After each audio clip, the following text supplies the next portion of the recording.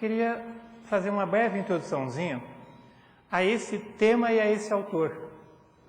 Talvez vocês não estejam todos conhecendo o suficiente, mas Meade é o autor deste livrinho que tem na editora Teosófica, O Hino de Jesus, e outros tantos, também em português, tem mais alguns que vai aparecer na sequência aí.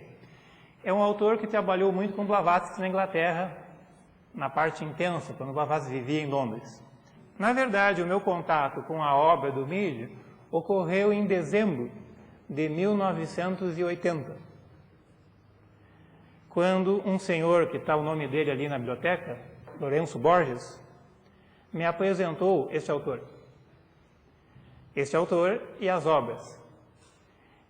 E a partir daí eu percebi que ele contribuía bastante com as origens do cristianismo. A gente vive no mundo cristão, ocidental, Brasil, e muitas vezes a gente não entende bem o cristianismo. Chega esse período da Páscoa, do Natal, a gente vê na TV as mesmas reportagens, com aquele Jesus crucificado, com aquelas historinhas que nem para historinha serve. Não é história, não é esotérico, não é filosófico, são parábolas que a tradição ortodoxa vai criando com o passar dos tempos. O Meade foi um investigador profundo que trabalhava com Blavatsky e ajudou ela, inclusive, em alguns aspectos, nessa investigação dos começos do cristianismo. Então é sobre isso que a gente vai falar. A Cruz de Luz é o nome que eu estou dando para um pequeno texto que o Meade escreveu, que é a continuação deste aqui. Tem o hino e depois tem uma continuação com esse nome, a Cruz de Luz, aonde ele vai falar, baseado nos gnósticos, da simbologia da cruz. É uma coisa bastante interessante, então vamos direto ao nosso assunto.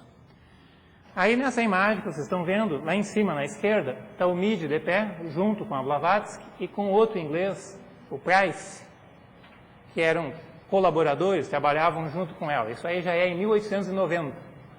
Ela já estava mais tranquila, sentada lá. A Blavatsky no meio, a casa em Londres, onde ela viveu, trabalhou e o próprio Meade atuava nesse local. E mais embaixo coloquei duas imagens dele. Uma mais jovem, no tempo que ele conviveu com a Blavatsky, e a da direita já mais adiante, quando ele trabalhava por conta própria numa sociedade chamada The Quest Society, uma nova sociedade que ele foi um dos fundadores em 1909. Bom, seguindo, James Price, que é aquele que estava ali na foto junto com ele, lá embaixo, quando o Meade morreu, o Price escreveu: em Londres, ninguém trabalhou mais fervorosamente, enérgica e eficientemente que George Meade. A ele, Blavatsky submeteu todos os seus manuscritos para serem revisados antes da publicação. Os manuscritos finais, é lógico. Não Isis sem Véu, que era uma obra anterior. Ele conheceu Blavatsky em 1887. Então, a obra final da Blavatsky. Mais em cima, Stefan Höhler, que é um autor conhecido no Brasil, tem aquele livro interessante, A Gnosis de Jung. O Höhler, que coordena um grupo nos Estados Unidos, comenta ali: o scholar gnóstico Quispel deu-me o relato de que Jung fez uma viagem especial a Londres no período final da vida do Meade para agradecer-lhe por seu trabalho pioneiro de traduzir e comentar os escritos gnósticos e herméticos. Jung e Meade eram amigos, trocaram uma correspondência intensa que até hoje não foi publicada, talvez saia mais adiante. Recentemente começaram a publicar materiais inéditos do Jung. Este ano, em janeiro, saiu o famoso livro vermelho, que era um material reservado do Jung.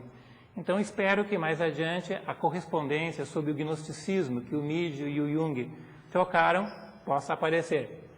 O Jung tinha uns 18 livros do Meade, usava, conhecia, naquele trabalho que o Jung também teve sobre o gnosticismo cristão.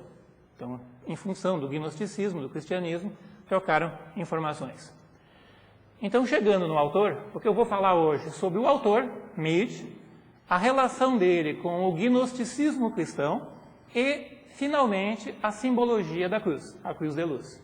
Então, são 3 momentos em sequência.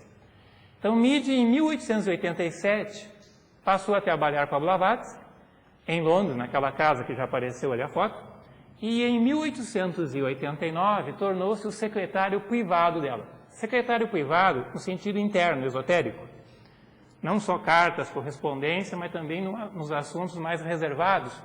Ele ajudava, participava junto com ela, manuseava todos os materiais, escritos, correspondência privada e tudo mais. Ela confiava bastante nele.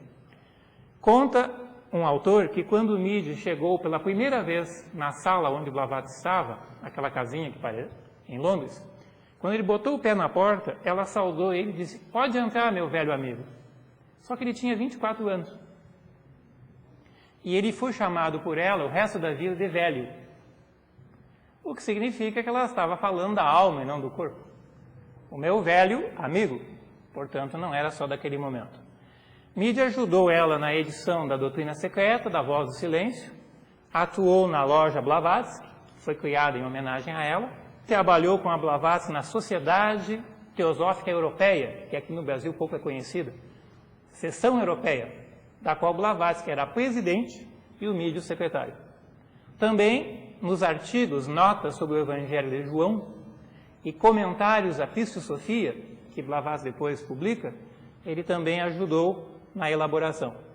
E Blavatsky criou um grupo em 1889, um grupo muito interno, muito privado, bastante profundo, com 10 membros, depois mais 2 no final, 12, aonde ele foi um dos 3 primeiros que ela convidou. Era um grupo reservado, privado, à parte, um grupo de aprofundamento, que trabalhava muito com o gnosticismo e com o budismo tibetano, com o Dharma secreto, vamos chamar assim, a parte mais profunda.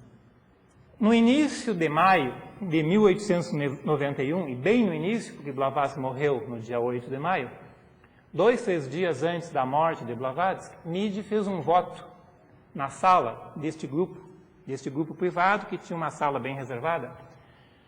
Então, nessa sala, numa reunião reservada, Meade fez um voto com ela e com alguns amigos espirituais da Blavatsky. O voto era o seguinte: uma tentativa de recuperar o gnosticismo cristão, continuando o esforço feito por Blavatsky em Isis Sem Véu. Porque ela tinha começado naquela obra, Isis Sem Véu, tratando das tradições do Ocidente, filosofias, religiões ocidentais. Depois, na Doutrina Secreta, tratou de questões mais orientais. E aquele trabalho que ela fez na obra Isis Sem Véu, de retomar o cristianismo mais profundo, especialmente o cristianismo das origens, isso ficou parado pelo caminho. Ela própria não continuou. Então, o voto do Meade era retomar esse trabalho que ela tinha começado. A retomada da Escola de Jesus. Depois eu vou explicar um pouquinho mais, que são conhecidos então como ofitas. E, ao mesmo tempo, ele também deveria preparar material de estudo para facilitar o renascimento da gnose e do gnosticismo cristão, que, segundo Blavatsky, ocorreria no século XX. Isso era 1890. No caso, agora 91. Então, de algum modo, ela sabia que alguma coisa a mais ocorreria. Então, no século XX, houve descobertas de materiais importantes, especialmente no Egito. Muitos textos do antigo gnosticismo foram descobertos, manuscritos importantes, depois os papiros do Mar Morto em Qumran, na Palestina, mas especialmente no Egito, realmente surgiu um material muito importante, que faltava uma informação de contexto, a parte histórica, quem é aqueles autores, a escola de Jesus, os personagens. Então é isso que o Meade foi fazer, já a partir de 1891, 92, preparar um material que informasse melhor quem são os gnósticos, quem são os principais autores do passado.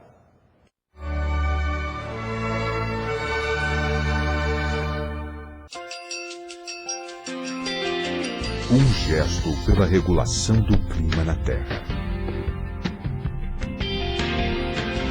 Um gesto por amor e respeito ao próximo. Um gesto que pode mudar o mundo.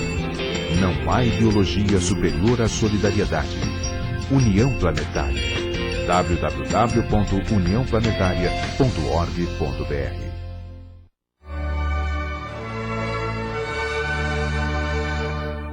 Em 1891, logo depois da morte de Blavatsky, o Meade editou o Glossário Teosófico, que ela estava escrevendo, e não concluiu.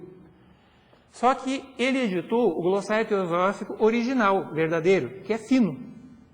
Em português e espanhol tem uma edição grossa, que foi ampliada, acrescentada no século XX por teósofos, do famoso Tratado dos Gnósticos, Pista e Sofia.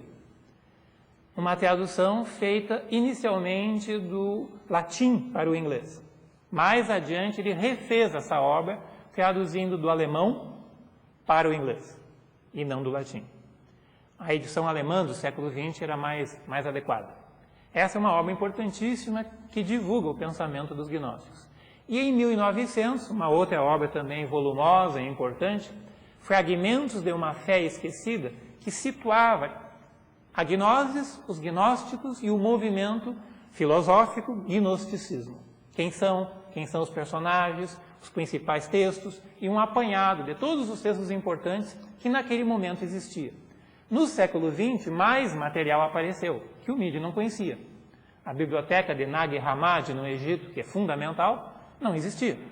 Então, do material que existia, ele fez um apanhado, um livro de umas 800 páginas, introduzindo o assunto. A fé esquecida é a gnose e os gnósticos cristãos. Depois, em 1906 a 1909, ele fez uma série de pequenos livros separados que foram reunidos num único volume com o nome de Ecos da Gnosis.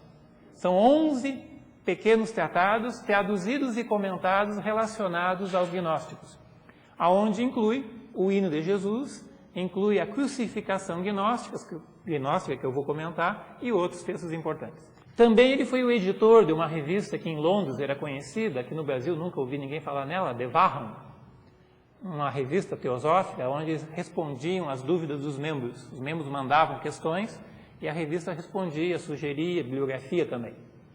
Bom, a partir de 1909 até 1930, o MIDI passou a atuar na Sociedade da Busca e ele criou uma revista chamada Quest, uma revista sobre uma temática filosófica e esotérica ocidental, com muitos colaboradores importantes, gente muito famosa publicava nessa revista, que ele era o editor da revista.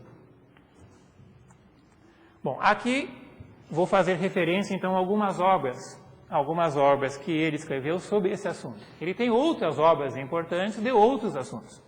Então aí eu estou citando obras mais relacionadas ao cristianismo e ao gnosticismo cristão.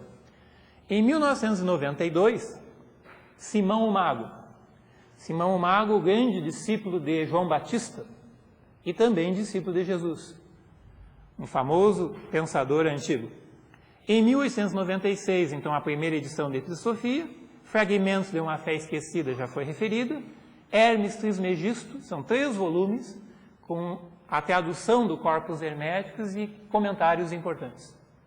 Ecos da Gnose, essa coleção, que inclui o hino, a crucificação gnóstica, o hino da veste de glória, a gnosis da mente, hinos de Hermes e mais 6 textos, algumas aventuras místicas, que são artigos interessantes, antigas e novas buscas, aonde tem um texto super importante, onde ele define o que é gnosis, o que é e o que não é.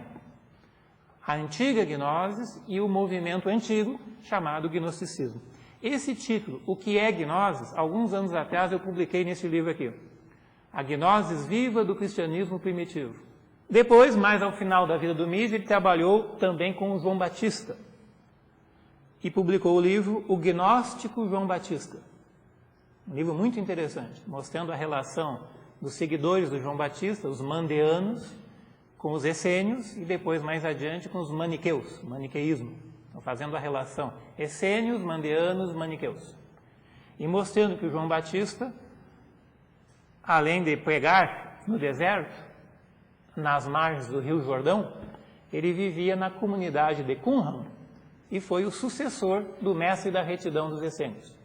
O grupo famoso dos essênios teve um fundador, que é conhecido como o mestre da retidão, e agora, no século XX, foi descoberta então a biblioteca dos essênios, os manuscritos do Mar Morto. Então, esse assunto diz respeito ao João Batista.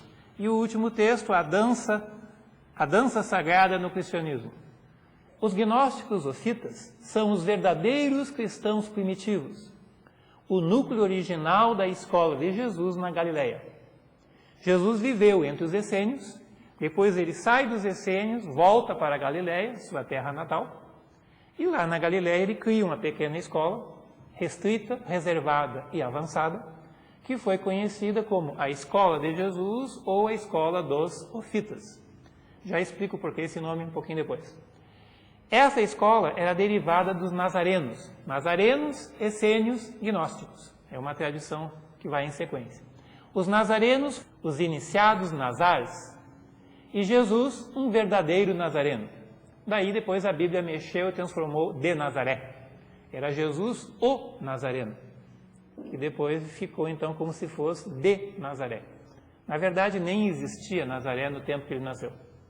Nazaré é uma vila posterior. Os cristãos primitivos separaram-se dos essênios. Então Jesus esteve nos essênios quando volta do Egito. Vocês sabem que dos 12 aos 30 anos a Bíblia não tem nenhuma linha sobre Jesus. Nada sobre ele. Se bem que antes também tem muito pouco. Mas dos 12 aos 30 anos não tem nada.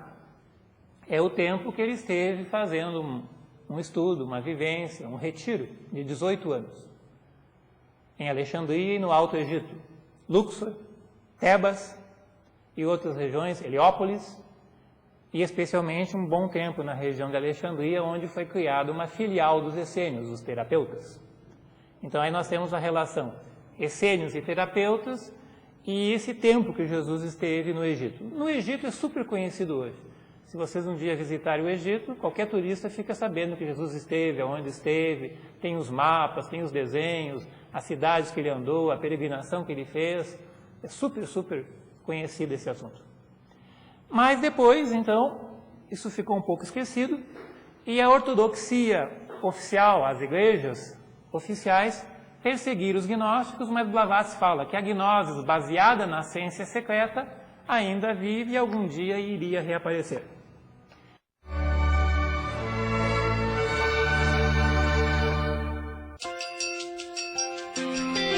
Um gesto pela educação para todos.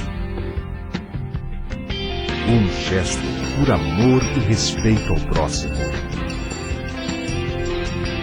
Um gesto que pode mudar o mundo. Não há ideologia superior à solidariedade. União Planetária. www.uniãoplanetaria.org.br.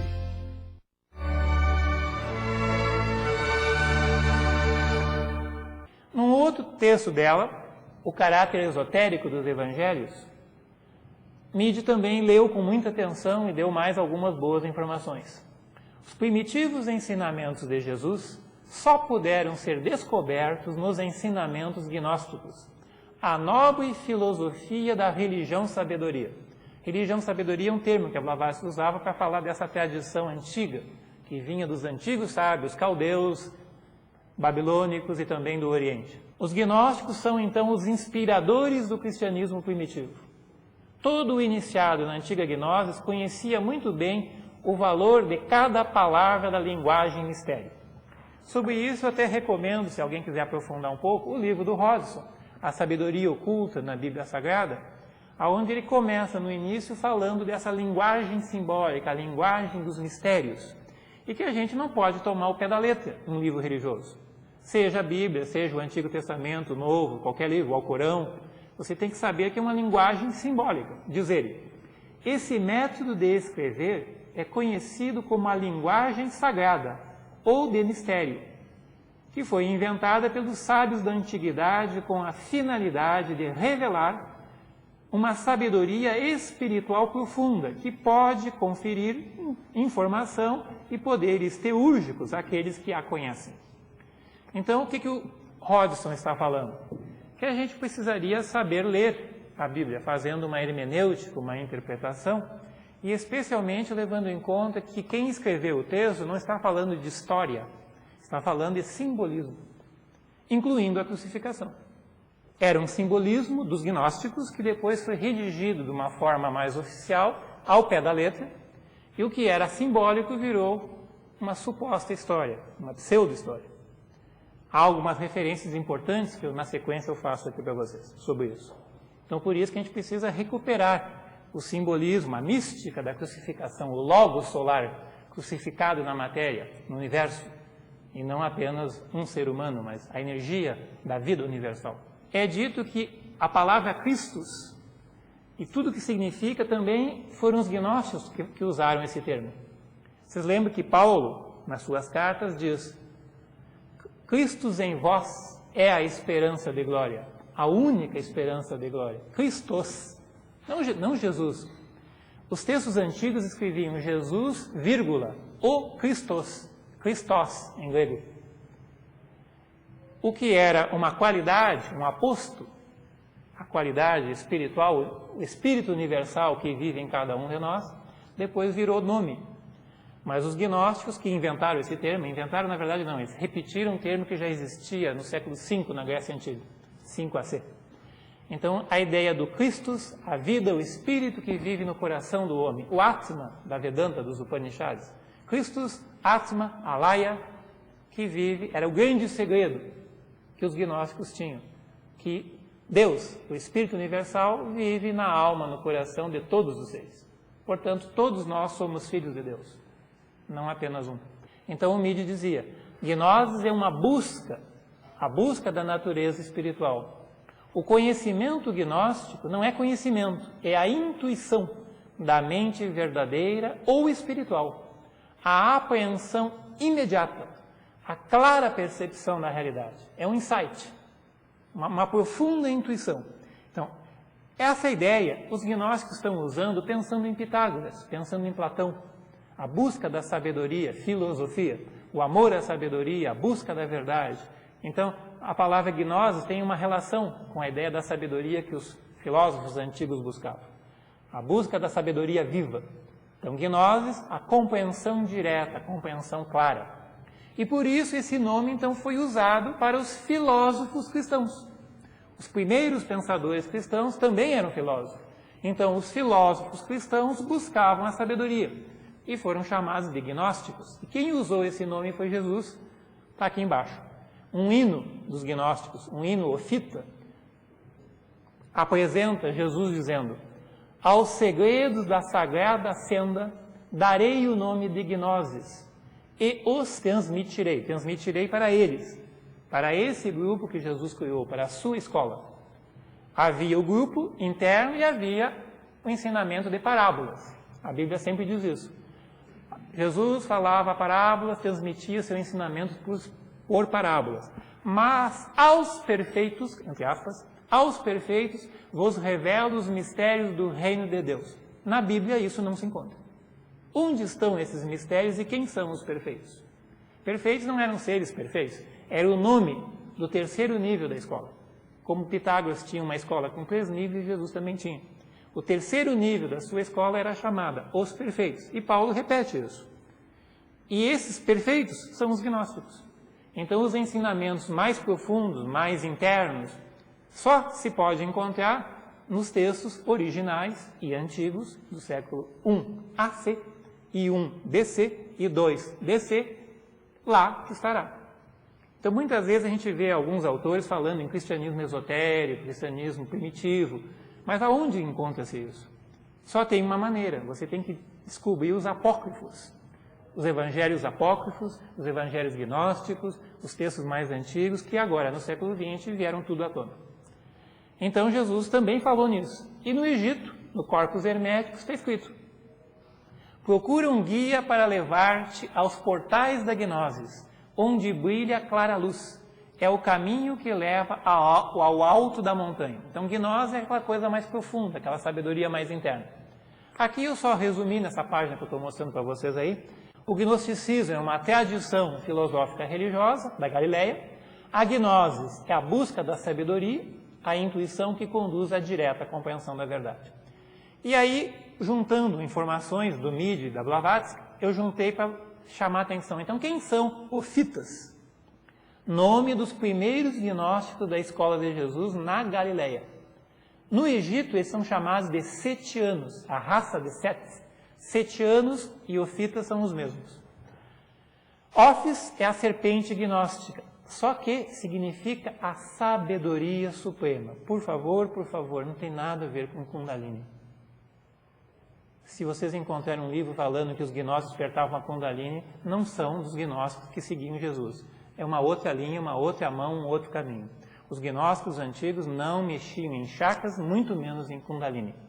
É apenas o símbolo que Moisés usou, o símbolo da sabedoria, o caduceu de Moisés. A sabedoria perfeita, sabedoria suprema. Então, Office Sophia, a sabedoria das serpentes, a ciência secreta dos Mahatmas. Ou, traduzindo, as serpentes são os grandes sábios, nagas, serpentes, sábios, ou os grandes iniciados. Portanto, a gnose dos ofitas é a gnose secreta transmitida por Jesus aos perfeitos, aos avançados discípulos dele. E o próprio Jesus falou, a gente encontra tanto em Tomé como em Mateus 10, 16, e no Evangelho de Tomé, passagem número 39, a famosa frase: sede sábios como as serpentes e inocentes como as pombas. Inocentes ou pacíficos como são as pombas. Aí vem o símbolo da paz. Pombas, paz. E sede sábios como são os iniciados, os Mahatmas. Sede sábios como são as serpentes. Jesus falou isso para os discípulos, não era para as multidões. Então, para os discípulos buscarem o caminho da senda mais profunda, da senda mais direta. Então, uma frase interessante. Terminando essa introdução, e aí vamos para a Cruz de Luz na sequência seguinte, coloquei alguns textos desses antigos gnósticos. São alguns, tem muitos mais. Os textos dos ofitas. Office Sophia foi encontrada no século XVIII no Egito, foi levada para Londres, mas só no século XIX é que foi feita a primeira tradução.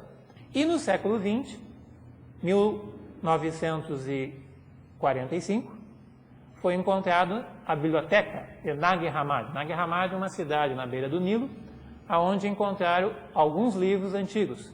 O Apócrifo de João, numa outra versão, Apócrifo de Tiago, Livro de Tomé, Apócrifo de Tomé, veja que são dois livros, o livro e o Apócrifo de Tomé. Evangelho de Filipe, Evangelho dos Egípcios, Apocalipse de Paulo, Diálogos do Salvador, e assim vai. Então tem muitos textos que vieram à tona. E a escola dos ofitas, a escola de Jesus, então nós temos nessa escola alguns dos principais discípulos do Mestre, que viveram com ele, que conviveram com ele, que dialogaram com ele. Entre os principais, segundo as fontes, mas isso que eu não estou inventando, tudo eu tirei da Office Sophia, tirei dos tratados, tirei da Blavatsky, tirei do Nietzsche, só reuni. Quem são os mais importantes discípulos? Simão o Mago, Tiago, João, Matias, também chamado Mateus, Tomé, Maria Madalena, Salomé, Marta, Maria, a sua mãe, Felipe, Levi e Bartolomeu. Pedro nunca fez parte desse grupo. E diz a igreja na sua Bíblia que é causa de tropeço. É a pedra na qual você tropeçaria. Pedro fez parte do grupo externo, mas nunca fez parte do grupo interno. Então, quando a igreja escolhe Pedro para ser o seu símbolo, tem uma mensagem para a gente. A mensagem que vem das igrejas não é a mensagem que vem da escola interna. Se quisermos a mensagem que vem do grupo interno de Jesus, temos que ler os apócrifos. São esses os principais discípulos de Jesus. Simão o Mago teve um grande discípulo, Menander, que viveu na Antioquia, na Síria. Menander conviveu com Saturnilo e Leucius. Esse Leucius é quem guardou as anotações que eu vou usar agora na sequência. Os Atos de João. Atos de André, Atos de Tomé e Atos de João. É nesse pequeno texto, Atos de João, que aparece o hino que Jesus praticou, era um rito que Jesus fez com seus discípulos, e aparece a simbologia da crucificação.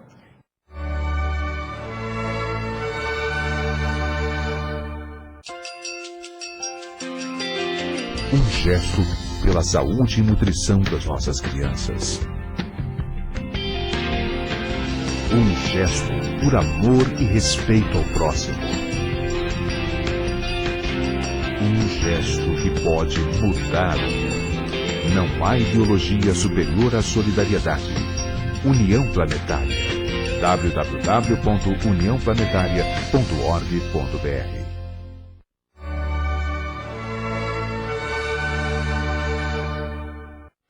os Atos Gnósticos de João, que é lá da antiguidade, João escreveu, e o Leucis compilou e publicou no século I, de uma invenção que é posterior. Atos de João, aí criaram um livro com o mesmo nome, só que não é gnóstico. Atos de João, que é bem mais comprido.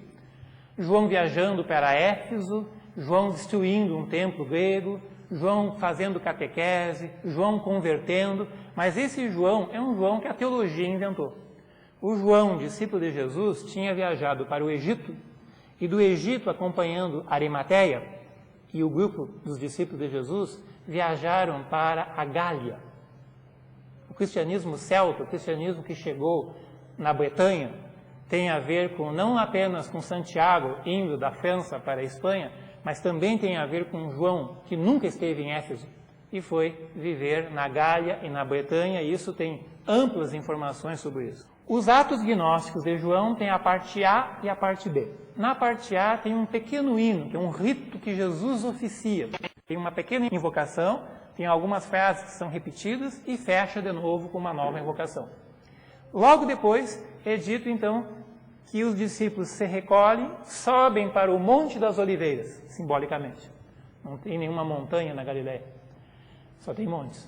Então eles sobem espiritualmente para um nível mais elevado e continua um novo ensinamento, que no caso é João que recebe. Então, primeira parte é o hino, segunda parte, Jesus comenta sobre a questão da crucificação. E chama a atenção que é uma cruz de luz e não uma cruz de madeira. Aparece literalmente no texto isso.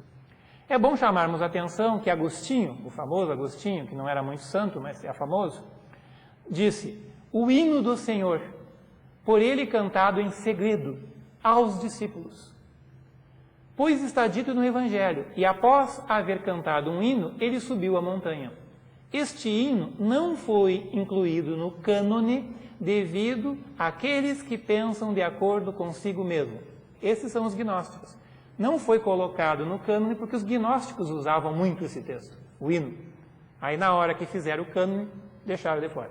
Então veja que Agostinho está confessando que o hino fez parte dos ensinamentos antigos.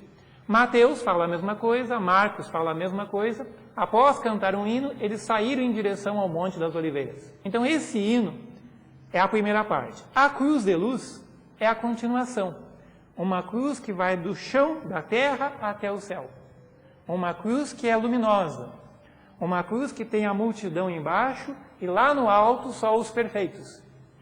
João, na verdade, foi elevado. É um estado meditativo contemplativo e João, então, tem a visão da cruz.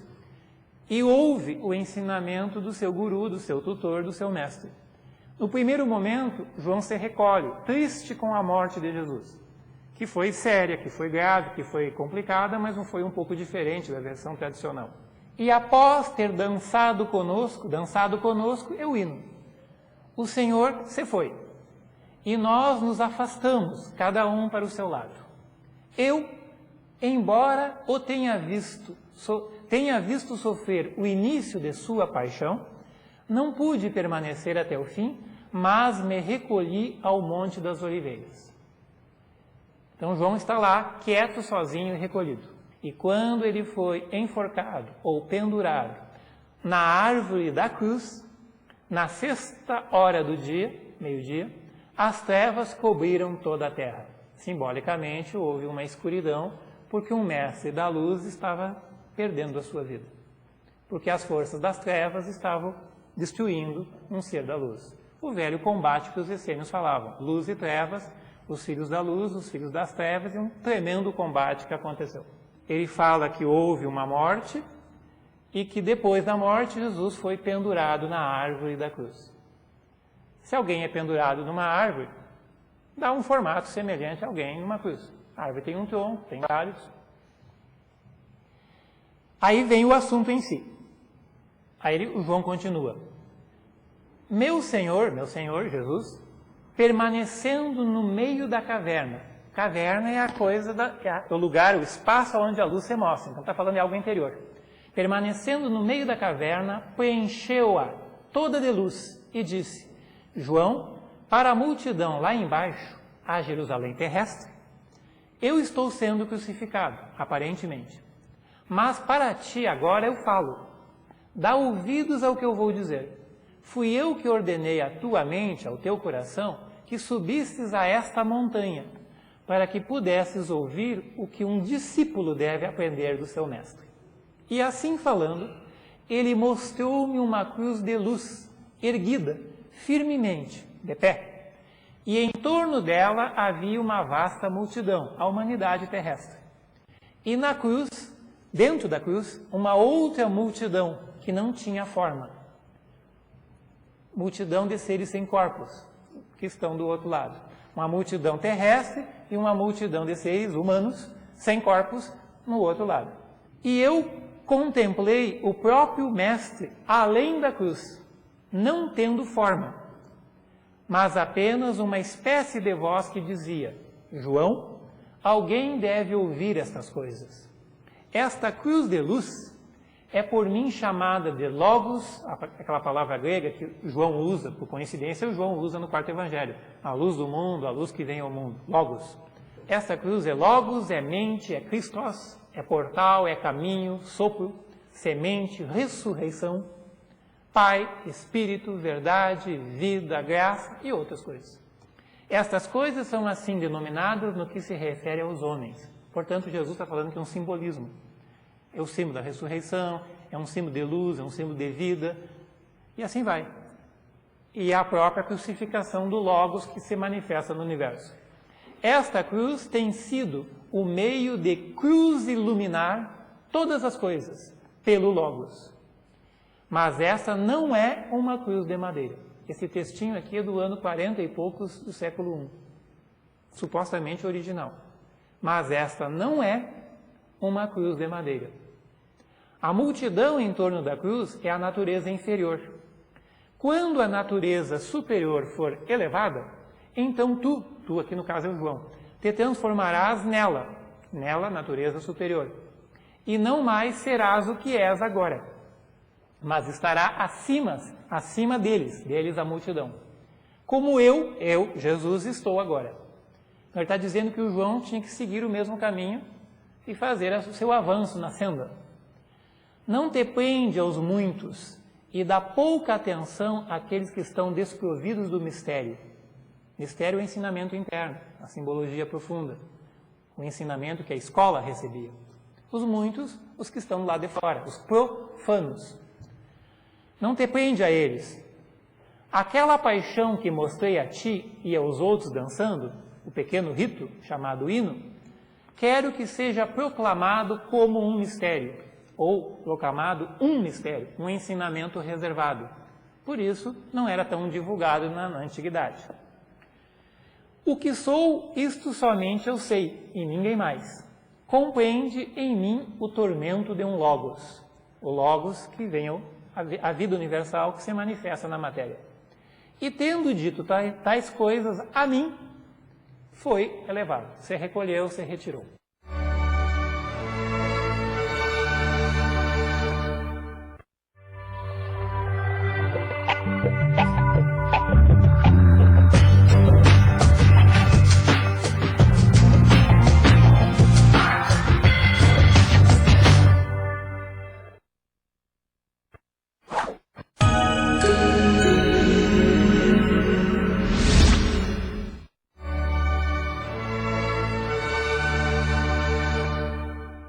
Então, o que acontece? De algum modo, Jesus morreu. Dizem os judeus que é apedrejado. Diz o Talmud que é apedrejado. Diz Geoffrey Hodgson, o famoso autor teosófico, que é apedrejado. E que tudo isso teria ocorrido, historicamente, no século I AC.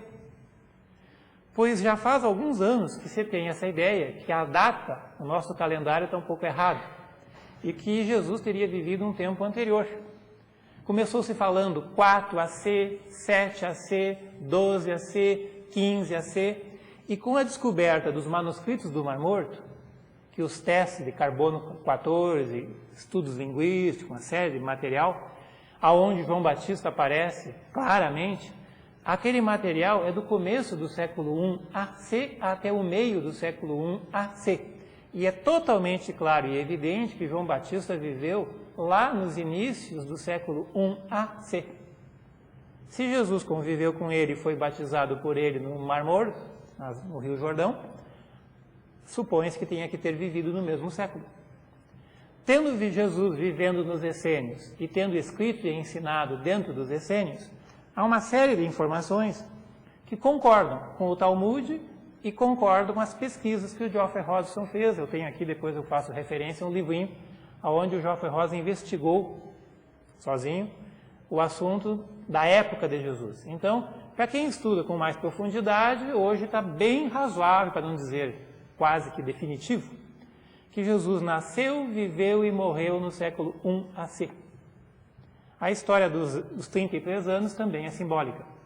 Irineu, o famoso Irineu da Igreja Romana, perseguidor dos gnósticos, numa briga que ele teve com um cristão, uma briga teológica contra um gnóstico, Irineu ficou brabo e numa carta disse assim: você não sabe nada, você nem sabe que Jesus viveu 45 anos. Talvez ele soubesse, porque eles tinham os materiais que estavam guardados e recolhidos. Ele afirma isso e está reproduzido em alguns textos.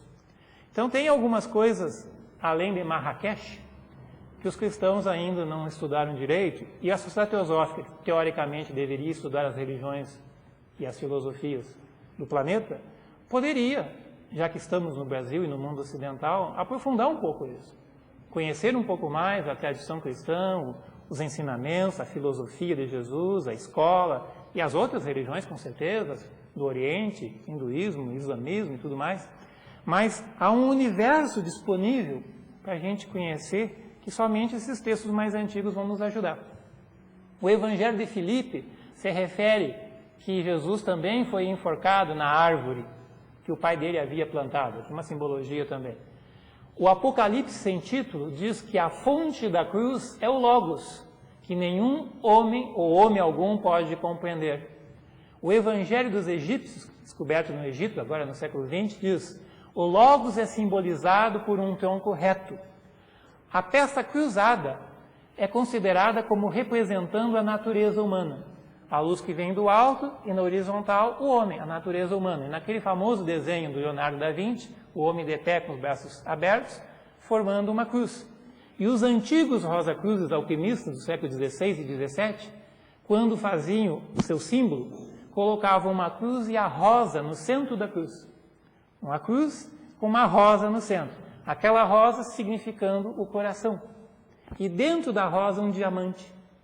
Se a gente pegar no budismo, Avalokiteshvara segura um diamante na frente do coração e ele irradia luz. Avalokiteshvara simbolizando a compaixão. Jesus, o mestre do amor e da compaixão. Então a gente vê que tem certos símbolos que são repetidos. E a ideia então da luz universal que vem ao mundo e se manifesta no centro. No centro, que é o coração, que é a rosa de Sharon, a rosa que emite o seu perfume. Então os antigos Rosa-Cruzes, os verdadeiros, não existe mais nenhum Rosa-Cruz verdadeiro desde o século XIX. Existe hoje em dia no Brasil 9, 10 movimentos pseudo-Rosa-Cruz, mas os antigos Rosa-Cruzes, que eram profundos e alquimistas, falavam desses assuntos. Uma outra passagem importante, para a gente fechar o tempo, Atos de André, que faz parte da mesma coleção de João. Olha como é bonito isso. Jubiloso venho a ti, ó cruz, doadora de vida, cruz que eu sei ser minha. Eu conheço o teu mistério. A tua cabeça, da cruz, ergue-se para o céu, para que pudesse ser o símbolo frontal do Logos celestial. Tuas partes médias estão estendidas para a direita e para a esquerda. O teu pé está assentado na terra, mergulhado na profundeza, para que possas puxar para cima aqueles que estão abaixo, mantidos nas regiões inferiores. Ó cruz, tu árvore que dás vida, de raízes plantadas na terra. Ó cruz, tu que sustenta o Mestre. Veja que o André está se referindo ao mesmo assunto que o João estava se referindo. Provavelmente no mesmo momento, na mesma época, nas mesmas circunstâncias. Um escreveu as suas notas, Atos. O outro escreveu as suas notas, Atos. E o Tomé também escreveu Atos. Tomé, André e João. Depois tem um quarto Atos também gnóstico. Então o Midi conclui, fechando a ideia básica. A história que circulou entre o povo é apenas o véu exterior do mistério. Há uma crucificação mística do Logos. A cruz era o elo entre a escuridão e a luz. A escuridão, as sombras, a terra, o mundo terreno, e a luz que é elevada, celeste, que está no alto. Então veja que o Midi está referindo a essa ideia. E aqui, pegando o meio, tem muitas passagens, pegando aqui no centro, o mistério da cruz é o mistério do Logos, crucificado na matéria. É bom lembrar que a palavra Logos, dos filósofos gregos, Heráclito, é o Espírito universal, a luz divina. Não é razão, pensamento, como na Idade Moderna foi mal traduzido. Então, quando você fala em Logos, está falando a luz divina, o Espírito divino, o fogo Logos universal. João sabia muito bem disso. Os gnósticos, essênios, sabiam grego, estudavam filosofia grega, era normal isso. E João cita constantemente, cita no Evangelho, cita no Atos, cita no Apócrifo, termos como mônada, logos e outros termos que os antigos filósofos usavam assim claramente. É evidente que ele conhecia. Então, a luz do Logos, a luz do mundo que se manifesta. Quando vem ao mundo, ela se crucifica. A matéria prende a luz. Depois a matéria volta, a parábola do filho pródigo. O vir e o voltar à fonte. A visão da cruz é um símbolo vivo. O brilho da cruz é a energia do Logos. Esse mistério não é a cruz de madeira, a suposta narrativa histórica do Dhamma Mistério. Dhamma Mistério significa um ensinamento que era simbólico, que você tem que ir além das palavras, além da primeira versão. Então, o Midi procurou, nesses vários textos, fazer um apanhado desses antigos manuscritos, porque ele foi fiel ao voto que ele fez, tanto com a Blavatsky, quanto com os amigos espirituais da Blavatsky. E dedicou a vida dele, 80% da sua vida, ou até mais talvez, a traduzir, a estudar, a comentar, a divulgar, fez cursos, fez palestras, viajou pela Europa ensinando esse assunto, procurando chamar a atenção que o cristianismo que a gente conhece não é o cristianismo de Jesus. Esse cristianismo dos filmes, da TV, dos jornais, da sexta, do sábado, do domingo e tal, é uma coisa menos do que popular. Está muito, muito simplificado. É preciso uma leitura, é preciso ler o Hodgson, é preciso reler a Bíblia, fazer uma leitura atenta de Mateus e de João, perceber essas palavras simbólicas, essas alegorias, essas parábolas, mas não é suficiente. Ler as parábolas e tentar interpretar a simbologia é apenas o primeiro passo. Depois você tem que passar para os evangelhos gnósticos, para os apócrifos, para a Pista e Sofia, para o Bruxi Codex, para esses textos dos Zofitas, porque é neles que a gente vai encontrar diálogos entre o mestre e os discípulos, diálogos dentro da escola, diálogos reservados, aonde Jesus não estava preocupado com simplificações, aonde ele procura aprofundar o assunto. E aí há um mergulho no hermetismo, na filosofia antiga, na filosofia grega ao mesmo tempo. Porque os gnósticos são herdeiros dos nazarenos, dos essênios, dos antigos filósofos, dos caldeus e de todos aqueles do passado. Então, isso que o Midi tentou realçar para a gente. Obrigado.